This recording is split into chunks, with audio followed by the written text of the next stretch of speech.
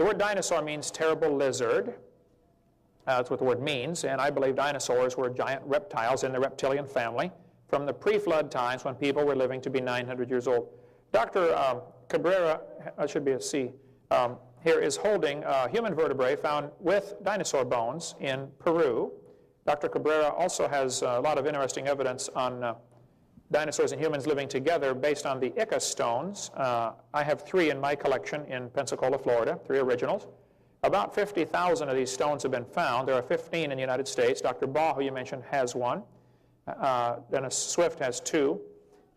These stones clearly depict dinosaurs. The footprints you're talking about from Glen Rose, Texas, I've been there 3 times. The limestone layers there are pretty interesting. When it weathered, eroded rapidly in 1908 in the flood, a 2-foot layer of limestone was peeled off and moved downstream about 20 miles. They found the fragments that were peeled off, some pieces as big as a van. Underneath were thousands of dinosaur footprints. So they made Dinosaur Valley State Park. It is still there today. It costs $5 to get in. Well worth going to see.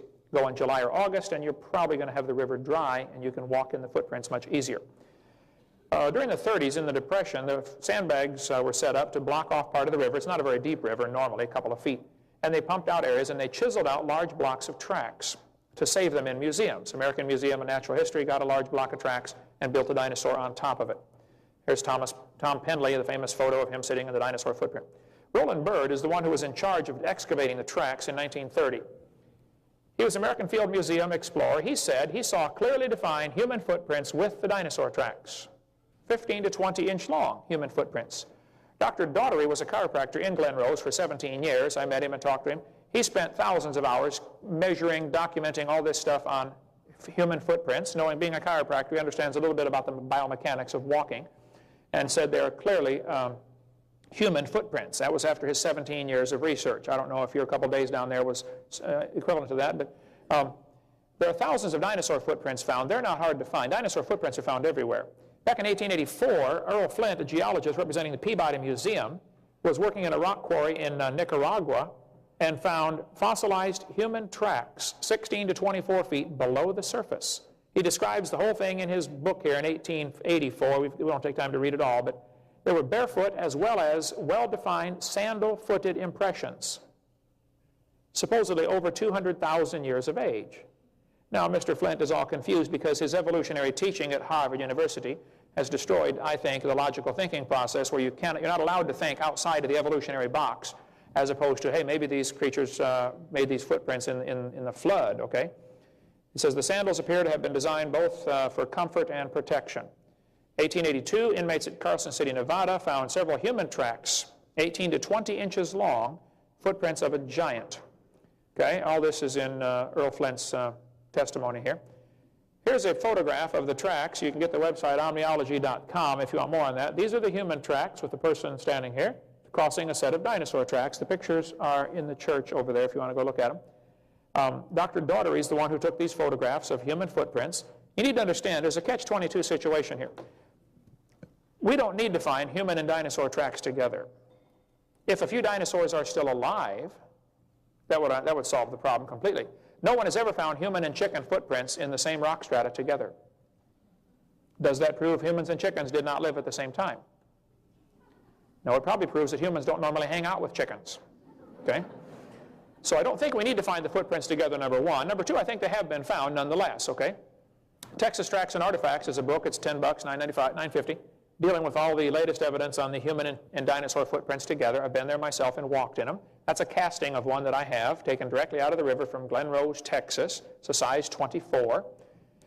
Good size. There are people today with a size 24 shoe. That's not the big deal. I mean, it's pretty big, but the footprints have been analyzed. I think they're legitimate. The reason ICR withdrew their support, and I was with John Morris yesterday. He's a good friend of mine. I love ICR and what they do. He wrote a book called Tracking Those Incredible Dinosaurs, and then he withdrew the book from publication, or from sale, because one of the footprints that was real clearly a human footprint at first, when it was first discovered, as it eroded away, it grew 2 more toes and became a 3-toed dinosaur footprint. When the footprint was first found, it was about 8 inches deep. Oh, you're trying to, I got supposed to stand so you can get this on film. It was about 8 inches deep in the rock. as the erosion destroyed it, okay, when it was first discovered, you could actually see the dermal ridges. That's the toes' equivalents of fingerprints, okay? You could see them very clearly on the toes. This was obviously a footprint. But over the first 6 months or so, this begins to erode away once it's exposed, you know. You have a catch-22 situation. If you leave the rock and the footprint where it is, it'll be destroyed by weathering. If you take it out, the skeptics will say, how do we know you got it from the river? So, you know, if you take it out and put it in a museum to preserve it, now they don't believe you. And if you leave it there, it gets destroyed and they don't believe you. Because the bottom line is, they don't want to believe. Doesn't matter what you showed them, okay? So, one of the best footprints that everybody came and witnessed, and lots of folks have testified and written affidavits saying, look, I saw this thing, okay? It was there. As it eroded away, it became a dinosaur footprint, three-toed dinosaur track. And somebody said, well, maybe the center part that you thought was a human footprint 5 years ago was actually just a pad on the bottom of a dinosaur footprint. We don't know if they had pads or not, but maybe they did. Okay. Well, another obvious explanation might be the human stepped in the same footprint after the dinosaur was there. The mud squeezed in, obscured the outer toes of the dinosaur. As it eroded away, it exposed those two toes that were there all along. So it was both footprints all along. I talked to John Morris and I said, Dr. John, why did you withdraw your support of this footprints? I've been there 3 times, I've walked in them. He said, listen, I'm not saying they're not real. And I kind of suspect they are. Dwayne Gish, one of the founders of ICR, 82-year-old, his wife died 2 weeks ago, a very good friend of mine. He writes lots of books on creation evolution. He has been there numerous times, and he and Henry Morris differ on this. Henry Morris takes the more, and John Morris take the more conservative stance and say, well, we're not really positive, we can't prove it, so let's just not mention it. Dwayne Gish says, look, I've been there, I'm convinced.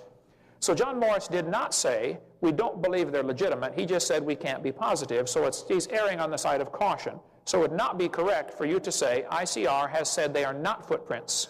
Don't say that. You can say they have withdrawn dogmatic support of this, but they have never said they're not human footprints, okay? And most of the people, many of the people at ICR, Institute for Creation Research, still think they are indeed legitimate footprints. But my point is, it doesn't matter. We don't need to find dinosaur and human footprints together because dinosaurs have always lived with man.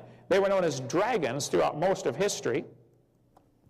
And there's probably a few still alive. In the Congo swamp, for instance, there have been many reports of dinosaurs still living in Likwala Swamp. Mr. Scotland, who was moving to Arkansas, by the way, he was in the bodybuilder contest, you know, right next to me. William Gibbons is a good friend of mine. He and I wrote a book together called Claws, Jaws, and Dinosaurs.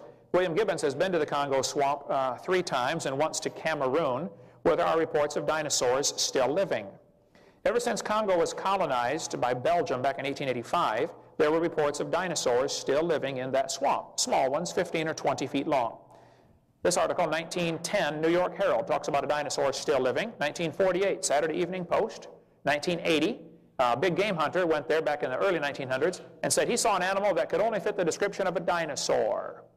There could be dinosaurs by Ivan T. Sanderson. Okay? Roy Mackle's been there 3 times. Then they report dinosaurs called Mokele mbembe, small ones, still alive in the swamp right now. So I think there's a fairly good amount of evidence that there could be a few stragglers still around. Eugene Thomas, missionary, was there, a friend of mine. He's in Ohio now, retired. He was for 42 years in the swamp as a missionary.